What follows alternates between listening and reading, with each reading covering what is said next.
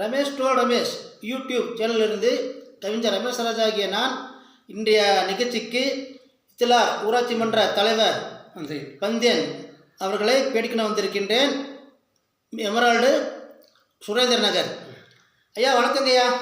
ஐயா வணக்கம். வணக்கங்க ஐயா. வணக்கம் ஐயா. நீங்கள் இந்த பணியில் எத்தனை வருஷமா இருக்கீங்க?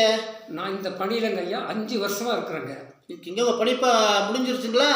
பணி முடிஞ்சிருச்சுங்க, அறவரையோடு முடிஞ்சிருச்சு. 5 வருஷங்க. இந்த 5 வருஷ பணியில் உங்கள் சேவைகளை எப்படி இருந்துச்சுங்க ஐயா? ஐயா என்னோட சேவை எனக்கு மனசு திருப்திகரமாக நான் செஞ்சுருக்கேங்க. மக்களை கூட நீங்கள் போய் கேட்டுக்கலாம், விசாரிங்க. என்னை பற்றி எனக்கு 32 கிராமம் இருக்குதுங்க. 32 கிராமத்தில் நம்ம தலைவர், உங்கள் தலைவர் எப்படி வேலை செஞ்சாருன்னு நீங்கள் போய் விசாரிக்கலாம். உங்கள் இதில் 32 கிராமங்கள் இருக்கின்றனவா? ஆமாங்க. நான் விசாரித்த பிறகு தான் உங்களை இப்போ பேடிக்கணும் வந்திருக்கின்றேன். சரிங்க. நல்லா மக்கள் மத்தியில் நல்லா செல்வாக்கு இருக்கிறதாக நான் கேள்விப்படுகிறேன். ரைட்டுங்க. நான் 1980 கட்சியில் இருக்கிறேன். திமுக கட்சியில் இருக்கிறேங்க. இதுவரையும் எங்கள் கட்சியிலே தான் இருக்கேன். இந்த முறை தான் எனக்கு ஒரு வாய்ப்பு கிடைச்சி 5 வருஷம் என் மக்களுக்கு சேவை செய்கிறதுக்கு கடவுள் எனக்கு ஒரு வரம் கொடுத்துருக்காருங்க. ஒரு வரப்பிரசாதம். வரப்பிரசாதங்க. எங்கள் தலைவர் மு.க. ஸ்டாலின் அவர்கள் ஆட்சி பொறுப்பு ஏற்றதிலிருந்து எனக்கு பண்டும் நிறைய ஒதுக்கி கொடுத்தாருங்க. எங்கள் மக்களுக்கு என்னென்ன தேவையோ என்னால் முடிஞ்ச அளவுக்கு அவங்களுக்கு நான் சேவை செஞ்சுருக்குங்க. ட்ரைனேஜு, நடப்பாதை, தண்ணி தொட்டி, லைட்டு, போக்குவரத்து எல்லாம் என்னால் முடிஞ்ச அளவுக்கு நாங்கள் செஞ்சுருக்காங்க. சிறப்பு சிறப்பு. நீங்கள் முதல் அனுபவம் இந்த 5 வருடத்தில் இந்த அளவுக்கு நீங்கள் பேர் வாங்கியிருக்கீங்க. ஆமாம், இதுதான் என்னோட முதல் அனுபவம். எங்கள் அப்பா 2 முறை இத்திலார் பஞ்சாயத்துக்கு வார்டு மெம்பராக இருந்திருக்காருங்க. ஓ அப்படிங்களா? ஆமாங்க. சரி சரி சரி. அவரும் நல்ல ஒரு சேவகர் தாங்க. அவர் வழியில் நானும் இந்த வாய்ப்பு எனக்கு கடவுள் கொடுத்துருக்காரு. 5 வருஷம். 5 வருஷத்தில் நல்ல சேவை நான் செஞ்சுருக்கிறேங்க.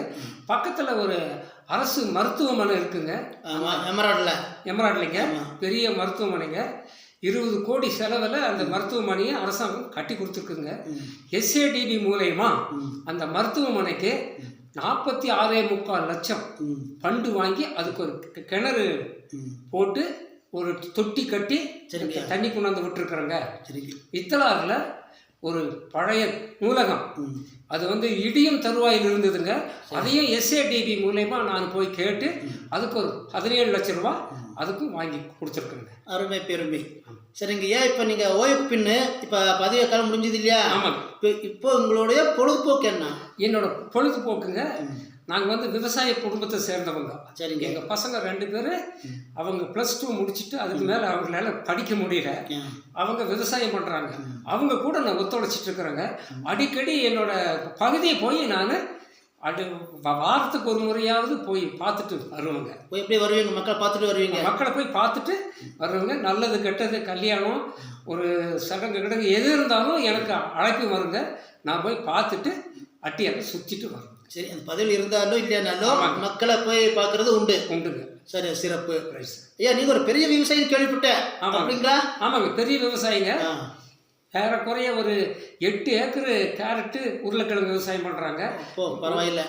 ஒரு 5 ஏக்கரு டீ தோட்டம் இருக்குதுங்க. டீ தோட்டம் இருக்குதுங்க. பெரிய விவசாயம் தான். அதில் கேள்விப்பட்டேன். நல்லா விவசாயம் பண்ணுறாரு. மக்களுக்கு இந்த பதவியின் மூலம் நல்லா சேவை பண்ணுறதுனால கேள்விப்பட்டிருக்கேன். சரி. அதனால உங்களை தேடி நேரத்தில் எங்கள் ஒரு கீழ்குந்தாவிலேருந்து உங்களுக்கு இங்கே வந்திருக்கேன். ஆமாங்க. எங்களுக்கெல்லாம் வாகன வசதியிலே கிடையாது. இது ஒரு ஏழ்மை சேனல், சேவை சேனல் தான். தொடங்கி இப்போ முந்தனத்தோட 100 நாள் ஆகுது. 68,000 வியூவர்ஸ் வந்திருக்காங்க நம்ம சேனலுக்கு. சரி சார். இன்னையோட உங்களோட 418 சப்ஸ்கிரைபர் வந்திருக்காங்க. நல்ல வளர்ச்சி பாதையில் போயிட்டு இருக்கு. உங்க தயவு, உங்க ஒத்துழைப்புல எங்களுக்கு வேணும். சரிங்க ஐயா. இப்போ நீங்க பொழுதுபோக்கு சொல்லிட்டீங்க இல்லையா? இப்போ எங்க சேனலை பத்தி என்ன நினைக்கிறீங்க? சேனல் இப்போ நல்ல மக்களுக்கு சேவை செய்யுது. ரொம்ப நன்றி உங்களுக்கு. முதல்ல அதுக்கு நன்றி சொல்லணும். சரிங்க ஐயா. இந்த மாதிரி போய் நீங்க பொழப்பு கெட்டாலும் ஒவ்வொருத்தரையும் போய் பேட்டி காண்றீங்க பாரு. முக்கியமான ஆளுங்களை எல்லாரும் எனக்கு காண்றதில்லை. உங்களை மாதிரி முயற்சி பண்ணவங்க, சேவை பண்ணவங்க, மத்தியில் விசேஷ வரைக்கும் நல்லவங்க சொல்றாங்க பார்த்தீங்களா? ஆமாங்க. அவங்கள மட்டும்தான் பேட்டி காண்றோம். ரொம்ப நன்றிங்க. எங்களை மாதிரி சேவகரை நீங்க வெளிப்படுத்துறீங்க பாருங்க. அது உங்களுடைய பெரும் சேவை. அதுக்கு இன்னொரு முறை உங்களுக்கு நான் நன்றி சொல்றேங்க. சரிங்க. சரி. இவ்வளோ நேரம் உங்கள் வேலையை விட்டு என்னோட சேனலுக்காக பேட்டி கொடுத்ததுக்கு ஐயாவுக்கு மிக்க மிக்க நன்றிங்க. ரொம்ப நன்றிங்க ஐயா. உங்கள் சேவை சிறக்க நான் ஆண்டவனை வேண்டுகின்றேன். சரி, ரொம்ப நன்றிங்க. அவ்வளோதான் இல்லைங்களா?